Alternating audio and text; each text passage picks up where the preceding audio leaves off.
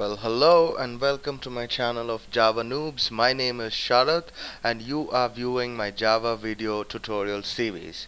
If you haven't seen my previous videos, I would suggest you to see it first, and below is the link. Java Basics Part 1, Question 10. What is heap memory and what is stack memory? Well, Java's memory handling is done by JVM. Java's memory is divided into two parts, that is heap memory and stack memory. Now, first of all, what is heap memory? Heap memory is used by Java runtime, which allocates memory to objects and JRE classes. Whenever we create any object, it is always created in the heap space. Alright, so this simply states that whenever we create a new object, it will be created in the heap space, and garbage collection runs on the heap memory to free the memory used by objects that doesn't have any reference. Okay, that's pretty much self-explanatory. So all you have to remember in heap memory is whenever you create an object, it will be stored in the heap memory. So heap memory consists only of objects. Talking about stack memory, Java stack memory is used for execution of a thread.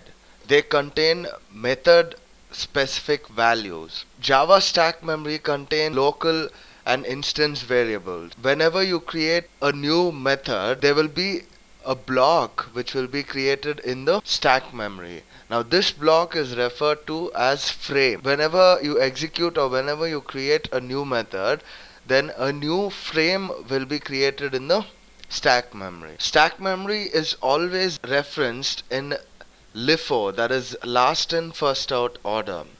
Whenever a method is invoked, a new block is created in the stack for the method to hold local primitive values and reference to other objects in the method. As soon as this method ends, the block becomes unused and becomes available for the next method.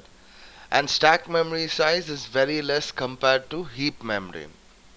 To give you an example, I've just made a small diagram here, and if you can see, T1 of a comma b, T2 of a comma b, T3 of a comma b, these are the objects.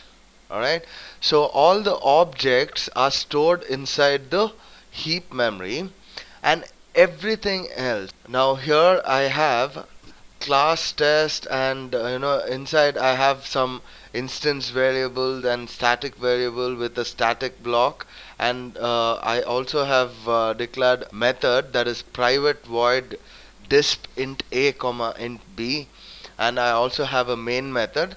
Nothing is mentioned inside of these blocks, but this is just to give you an example. So a simple way of understanding heap and stack is heap memory contains objects or will store objects, whereas stack memory stores everything else like method declarations or method invocations, method values, instance variables, local variables, and all of these will be stored in stack memory, and objects will be stored in heap memory. That's all you need to know about heap and stack memory. Well, thank you for watching my videos, and if you like my video, please go ahead, rate, comment, and please don't forget to subscribe.